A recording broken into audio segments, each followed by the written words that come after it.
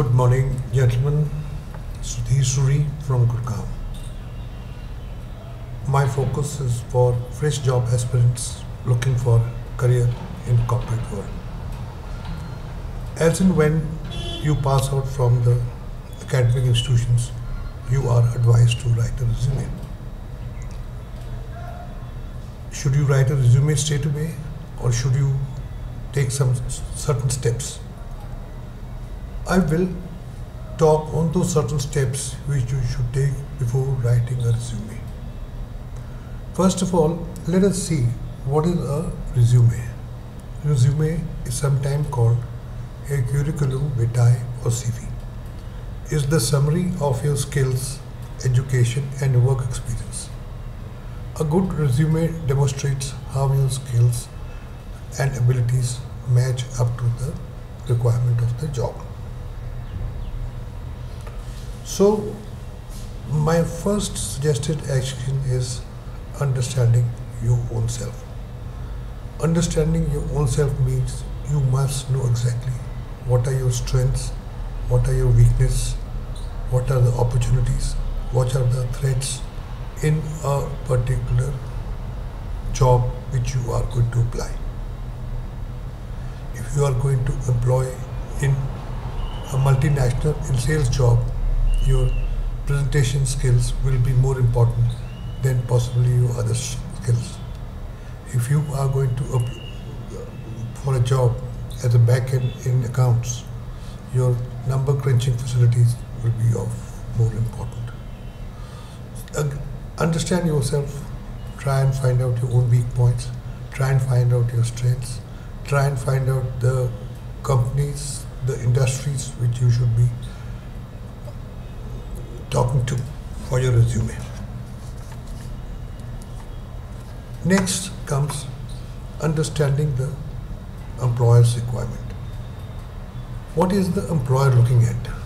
What are the factors which the employer considers employable, and what are the factors which the employable does not consider employable?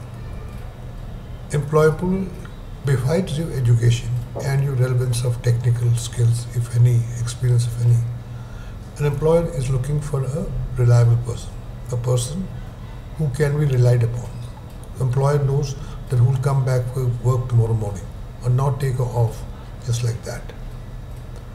Next, the employer wants a responsible person, that once a job is given, that the person is going to do his best for the job. If in case of problem, he will come and report back to the supervisor. Then they are looking at a problem-solving approach. You get stuck for a small thing. Do you abandon your work? Do you look for solutions? Do you look for advice, but you don't sit idle? Social skills. A person who can sit and interact with his fellow beings, not cause any kind of social tension, abrasion, insults. His communication does not provoke somebody else. A person who's got a single-minded attitude towards work. Well, who would not say, okay, I couldn't do the job because my wife was unwell yesterday night, or who had repeated excuses for job not done.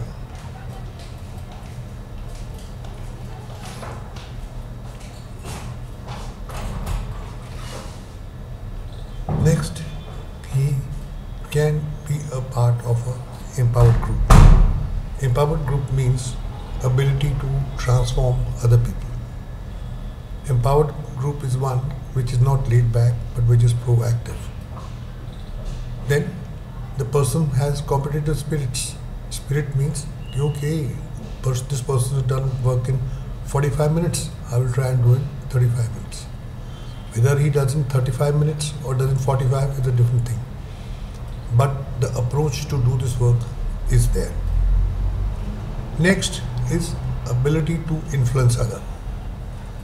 Employer will always prefer a person who can influence other persons, other things being equal.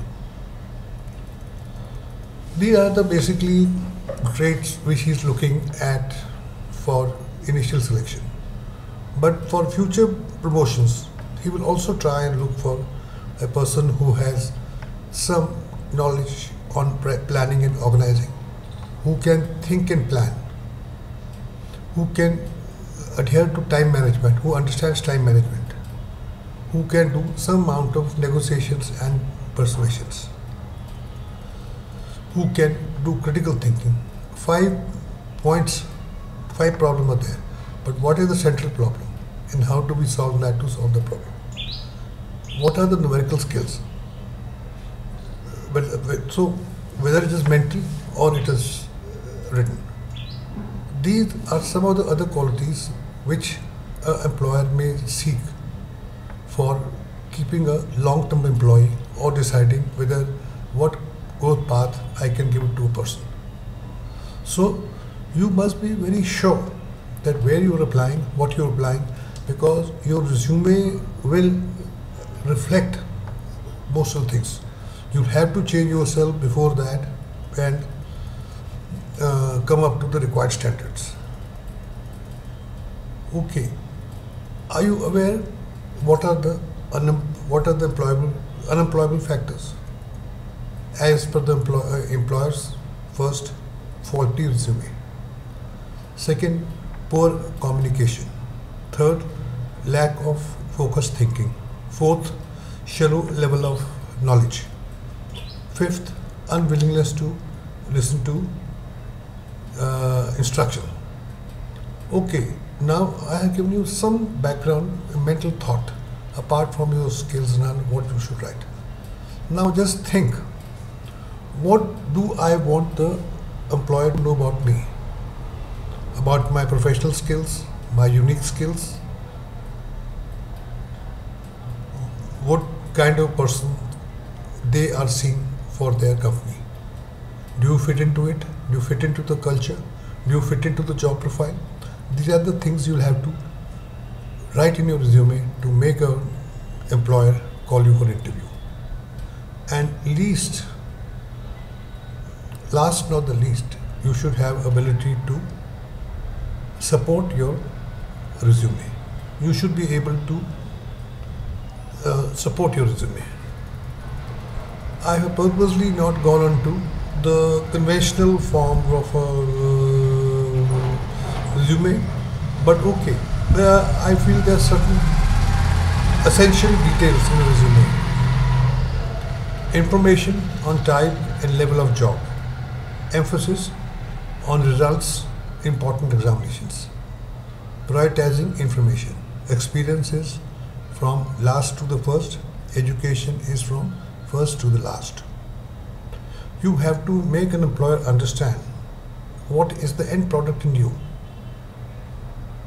The resume must be concise, appearing professional with all the evidences quoted, and it should be simple but attractive. So we have just not gone into the writing of the resume, but I have just talked about something which you should know before you write a resume.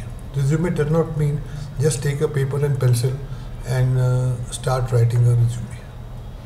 Now, a resume could have header, it could have personal details, it could have name, it could have contact details, career, education, skills, and summary. So these are the essential things in a resume. If you don't remember it, see my website www.learn-through.web.com and you can hear my lecture again out there. So some more tips on writing a resume. Don't write meaningless acronyms which are not standard. Meaning, if an acronym is standardized, then only use it. And then there is a way of using that acronym. When the first time is used, the full form along with the short form is used. Do not use superlatives. Superlatives about yourself, because the interviewer understands. Do not be repetitive. Once you have said, it's okay. Do not be too creative. Do not try to make a literature out of it. You are writing a resume. You're not writing a story. You're not writing a treatise on resume. So it should be simple, which an employer can understand. Don't use long sentences. For example, you can say a thing in very, very short sentences. Do not forget to enter your own key accomplishments. Key accomplishment could be passing a competitive exam, getting a gold medal in the school. It can be anything. Now, the question comes is, how long should the resume be? Well, it's a matter of choice, but one thing is sure, that the employers don't treat a long resume, because they are always pressure of work. Okay, now small problem you may have. What do I write having experience? Try and extricate experience out of whatever you have done. If you had organized a good football match, organizing is your strength, maybe in a little quantity. Have you been able to manage some group of people? Then that is your strength. If you've done your industrial training, then what are the key competencies you have been able to achieve there? You should be able to achieve that. This normally is the thing for a fresh job, this thing. Therein, my first advice, that understand yourself is very, very essential. So this is in short. I have given you steps before writing a resume. There is enough material on writing a resume, but you must know this before you go into resume writing at all. Thank you. We'll catch up later. Thank you so much.